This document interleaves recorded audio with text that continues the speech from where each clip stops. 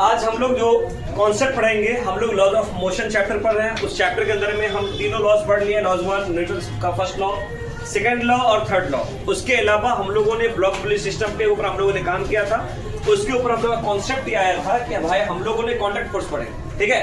Contact force पढ़ने के साथ साथ कि कॉन्टैक्ट फोर्स कैसे पढ़े, तो चलिए आप थोड़ा सा कॉन्सेप्ट को आप लोग दोहरा लेते हैं, है ना। कॉन्सेप्ट को रिवाइज कर लेते हैं, कॉन्सेप्ट क्या कहता है। जैसे मान लीजिए आपका कोई सरफेस पे ब्लॉक रखा हुआ है, ठीक है। आपने ब्लॉक रख दिया। कल बहुत सारे आपका कंपटीशन टेस्ट हुआ, आपने देखा बॉयज गर्ल्स का ग्रुपिंग सिस्टम हो गया। उसमें पता चला कि आपका बॉयज जीत चुका है ना, और गर्ल्स सेक्शन एक क्वेश्चन से हार चुकी थी। तो अब उस चीज को फिर से रिवाइज कर ले जाए कि आपने जो कल पढ़ा था वो आपके पास दिमाग में सेट है कि नहीं, वो चीज को हमें जानना बहुत जरूरी है। इसके लिए हम क्या करते हैं, हम कॉन्सेप्ट के साथ साथ एक क्वेश्चन जो है उसके ऊपर, और आप लोग एक देखिएगा जवाब देते रहेगा, जिसको जो आप जवाब देते रहेगा, ठीक है। किसी के लिए पर्टिकुलर क्वेश्चन नहीं है। हमारे पास मान लीजिए 3 मास है, ठीक है। अब हमारे पास ये M3 है, ठीक है। हमारे पास ये M2 है, ठीक। और हम फोर्स लगा रहे इस डायरेक्शन से, तो बताइए हमारा एक्सेलरेशन किस डायरेक्शन में होगा। ये और ये क्या होता है इस डायरेक्शन में, जिस डायरेक्शन में फोर्स लग रहा है उसी डायरेक्शन में हमारा बॉडी का एक्सेलरेशन होगा। ये बात है ना।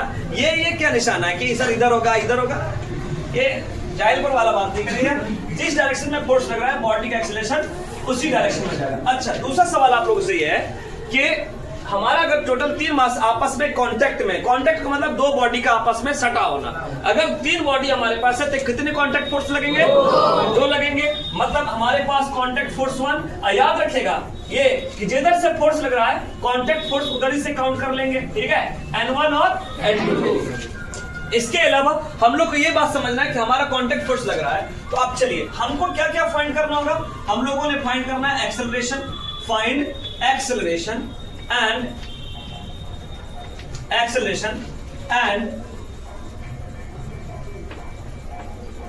contact force between bodies, है ना। अब इसमें आप लोग बताइएगा कि सर हमको कांटेक्ट फोर्स 1 यानी N1 कितना निकलेगा हमारे पास। कॉन्सेप्ट क्या बताया था हमको हम लोगों ने कि कॉन्सेप्ट। अच्छा, पहले आप लोग जवाब बताइए, देखेंगे कि आप लोग का जवाब सही है या गलत है। अगर आपका गलत होगा तो हम उसको करेक्ट करेंगे, ठीक है। बताइए इसका जवाब क्या होगा कांटेक्ट फोर्स 1 का। कोई एक बच्चा बोलो भाई साहब, कितना होगा। M3 या M1 प्लस M3, है ना, इंटू A। अब भाई साहब A वे ना जान रहे हैं हम, A मतलब acceleration, F by total mass, है ना। चलिए F by total mass, F by total mass, capital का मतलब समझ ना, टोटल मास की बात कर रहा है। इसका ट्रिक्स हम इस तरीके से बताए थे। अच्छे, कांटेक्ट N2 की कितनी वैल्यू हो जाएगी हमारे पास, M1A या M1 into F by total mass, है ना। आपके पास कांटेक्ट फोर्स 1 कांटेक्ट फोर्स 2 निकल गया। हमने ट्रिक्स ये बताया था कि अगर आपको कांटेक्ट फोर्स निकालना हो 2 बॉडी के बीच का, तो जिसके बारे में फाइंड करना हो, सपोज आपको कांटेक्ट फोर्स 1 मालूम करना है, ठीक है, ये मालूम करना है, तो जिसके बारे में पता लगाना है वहां पे आप रख लीजिए। माइंड गेम खेलना, बस सीधा माइंड गेम। माइंड ऐसा काम होना चाहिए कि आपका माइंड वहां पे एकदम वर्क करने लगे। जैसा भी मास दे रहा है, कोई भी मास दे रहा है, कहीं से भी निकाल सकते हो। उसके लिए क्या, जहां पे जिसके बारे में पता लगाना है वहां पे आप हाथ डाल दीजिए, और जहां से फोर्स लग रहा है वो हाथ डाल दीजिए। उसके बीच का जो भी मास है उसको हम नहीं लेंगे। बाद बाकी यानी इसके बारे में मालूम करना है, यहां से फोर्स लग रहा है, ये वाले मास को हम लोग नहीं लेंगे। बाद बाकी जो मास है उस मास को जोड़कर हम क्या करेंगे, एक्सेलरेशन से मल्टीप्लाई कर देंगे। यही था ना, जैसे हमारे पास N1 निकाला है, इसको ऐड कर दिया, इंटू A कर दिए। और अगर आपसे कोई पूछा A मतलब क्या एक्सेलरेशन, तो आप क्या बोलोगे, एक्सेलरेशन का फॉर्मूला क्या बोलोगे, force by total mass.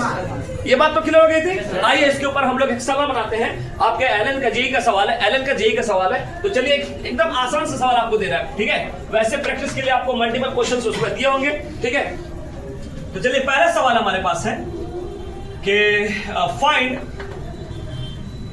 Acceleration and contact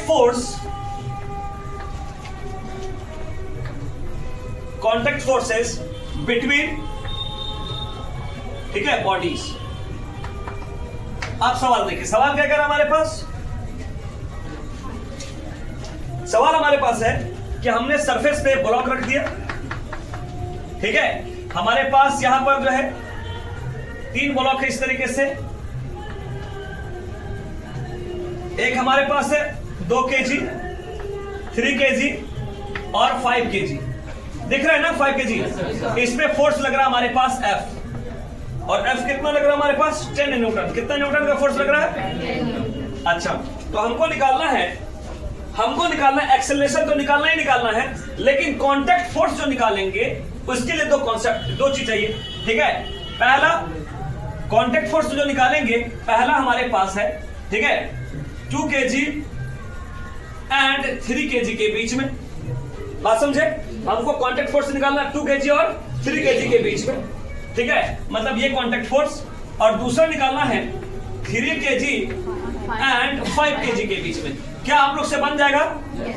yes. अच्छा, अब आप बताइए इसमें कि हमारे पास जो फोर्स लग रहा है, तो हमको क्या सबसे पहले निकालना पड़ेगा? एक्सेलरेशन। एक्सेलरेशन किधर की तरफ लगेगा? लेफ्ट या राइट? अब बात करते हैं लेफ्ट या राइट। क्या होता है ना कि आप तो वो बोलेगा ही कि सर जिधर से फोर्स लग रहा है इस डायरेक्शन में, उधर ही का एक्सेलरेशन होगा। नहीं, अब हमको आपसे पूछना है कि हमारा फोर्स किस डायरेक्शन में लगेगा, लेफ्ट या राइट? आपका राइट या मेरा राइट? आपका राइट है ना, हम दोनों का राइट। ये एक्सेलरेशन इधर लग रहा है, तो भाई सब एक्सेलरेशन निकालना, ठीक है। एक्सेलरेशन का फॉर्मूला क्या होता है? Force by total mass. आपका फोर्स कितना लग रहा है यहाँ पर? 10 न्यूटन। टोटल मास मतलब सब कुछ कर रहे हैं, यानी 2 + 3 + 5, यानी हमारे पास 1 मीटर पर सेकंड स्क्वायर। कोई दिक्कत? अब हमको निकालना है एक्सेलरेशन, तो निकल गया। कांटेक्ट फोर्स निकालना है किसके बीच में? 2 kg और 3 kg, इन दोनों के बीच में। कांटेक्ट फोर्स ये कौन सा होगा, पहला या दूसरा? पहला, क्योंकि फोर्स इस डायरेक्शन N1 और N2 निकालना है। तो चलिए पहला A नंबर में निकालना है 2 kg और 3 kg के बीच में। 2 और 3 kg में कौन सा फोर्स लग रहा है? N1 का फॉर्मूला क्या हो जाएगा? आपको तो पता है, तो क्या लिखेंगे बताइए? 3 + 5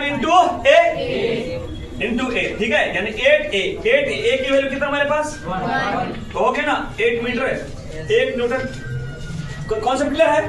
अच्छा, दूसरा हमारे पास है 3 और 5 kg के बीच में, N2 के बीच में। इन दोनों के बीच में कौन सा लग जाएगा? ले लेंगे हम लोग 5 into A, 5 into 1 कितना हो जाएगा हमारे पास? 5 न्यूटन। क्लियर है कॉन्सेप्ट? जल्दी से इसको लिखिए, तो इसको बस लिखना क्वेश्चंस को, तो आपको पता ही है।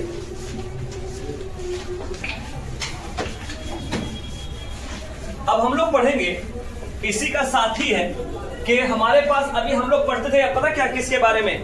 कि 2 ब्लॉक को कांटेक्ट रखते थे, मतलब 2 बॉडी को सटा के रखना। अब दोनों बॉडी को थोड़ा हटा के रखेंगे और कनेक्ट करेंगे किसी स्ट्रिंग के साथ, किसी रोप के साथ, यानी आप ब्लॉक को कनेक्टेड करेंगे। अब कनेक्टेड किससे करते हैं? जैसे एक ब्लॉक यहां रखा हुआ है, एक ब्लॉक यहां रखा हुआ है, ठीक है। तो पहले आप टॉपिक लिख दें, ठीक है, motion of connected bodies. Connected bodies. अब ये बात आपको जानना जरूरी है कि कांटेक्ट और कनेक्टेड में क्या डिफरेंस है। कांटेक्ट का मतलब 2 ब्लॉक का आपस में सटे रहना है। जैसे मान लीजिए सपोज जैसे हमारे पास ये 2 बॉडी है, ये आपस में सटा हुआ, ये कांटेक्ट है। यही बॉडी को हम क्या करेंगे? कनेक्टेड करेंगे। इसका मतलब है कि दोनों आप सेपरेट कर दीजिए और दोनों किसी रस्सी या स्ट्रिंग के साथ, जैसे हमारे पास ये बॉडी है, इसके साथ रस्सी लगा दिए, तो ये क्या हुआ? दोनों बॉडी ये आपका कांटेक्ट नहीं होकर कनेक्टेड हो गया। जब एक साथ सटा रहेगा तो कांटेक्ट होगा, जब हटा के हम क्या करेंगे? इसमें रोप रस्सी से कनेक्ट कर देंगे, तो क्या हो जाएगा? कनेक्टेड। यानी अब हमारे पास सारे कॉन्सेप्ट वही है जो आपने पढ़ा हुआ है, बस थोड़ा सा बदलाव है कि यहाँ पे हम कनेक्टेड कर रहे हैं, ठीक है।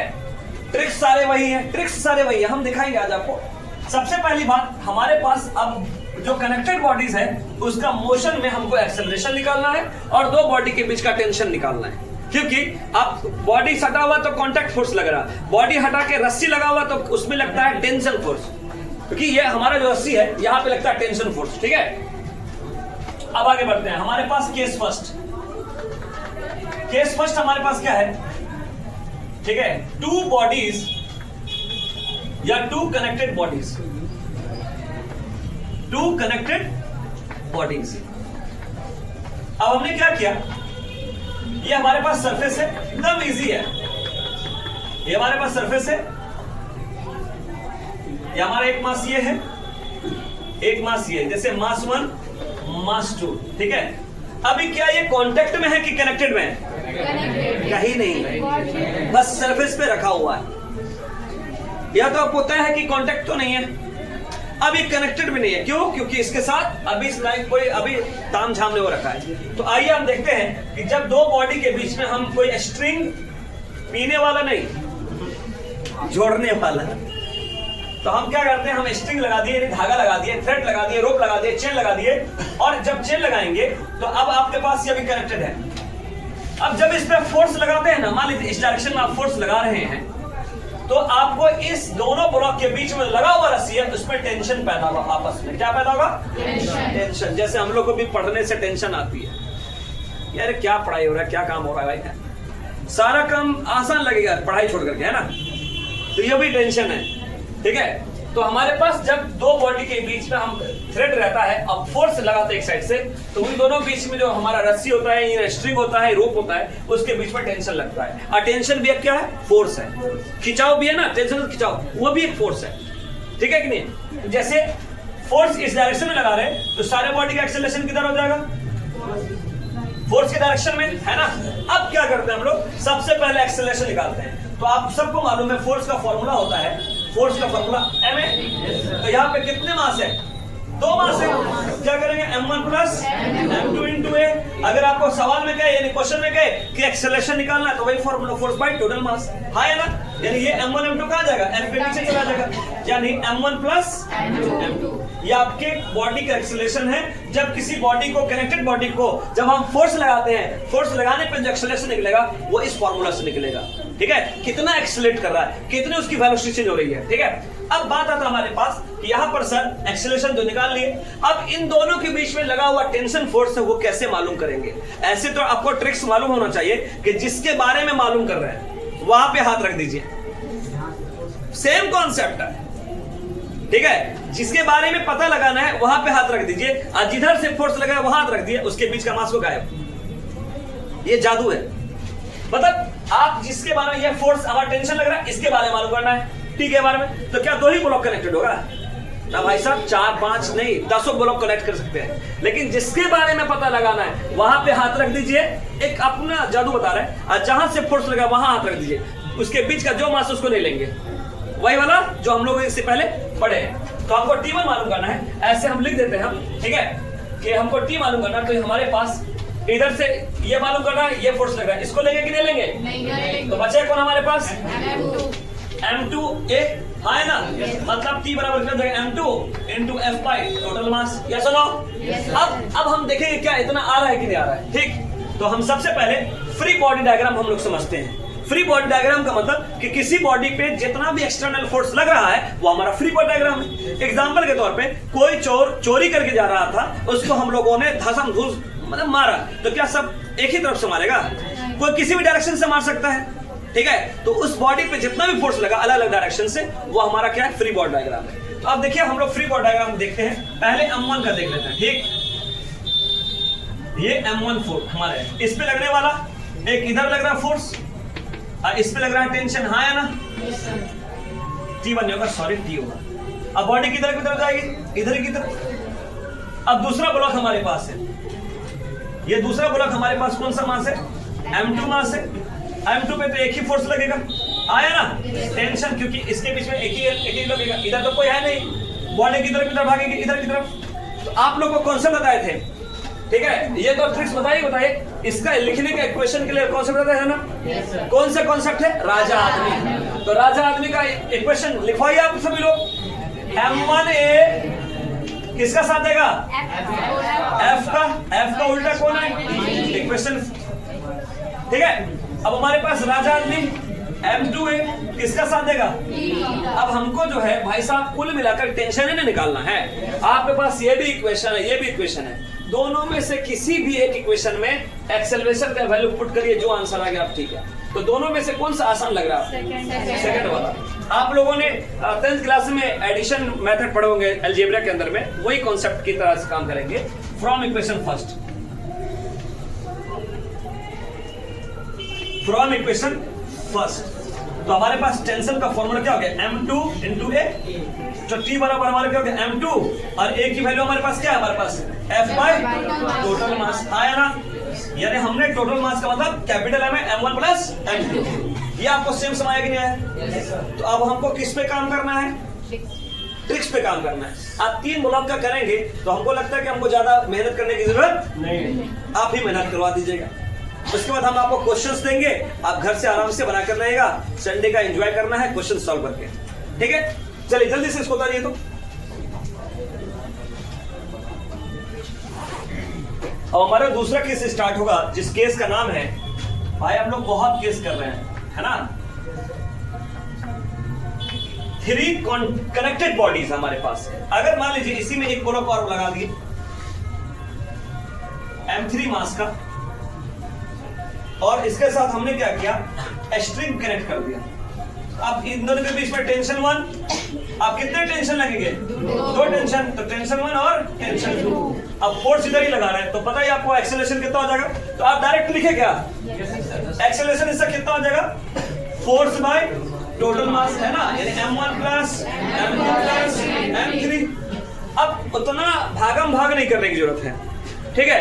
अब ये जो जैसे इसका FPD बनाएंगे, फिर इक्वेशन लिखेंगे, फिर सॉल्व करेंगे, इतना दिमाग लगाने की जरूरत नहीं है। अब जब आपको आ रहा है कॉन्सेप्ट से, ट्रिक्स आपको आ रहा है, तो आप डायरेक्ट लिखिए ना। अब हमको मान लीजिए हमको T1 निकालना है, टेंशन T1 निकालना है, T1, तो अब क्या करेंगे हम लोग, हमने कहा था कि अगर जिसके बारे में निकालना है, जहां से फोर्स लगा है उसके मास को नहीं लेंगे। अब इसमें कौन कौन सा मास लेंगे, M2 plus M3 into F by total mass, या A भी लिख सकते हो। अच्छा, टेंशन T2 करेंगे तो क्या हो जाएगा हमारे पास, M3F इंटू टोटल मास, हाँ है ना। तो एक क्वेश्चन दिया जाए, तो चलिए हम लोग क्वेश्चन जो है एक जबरदस्त क्वेश्चन करते हैं हम लोग,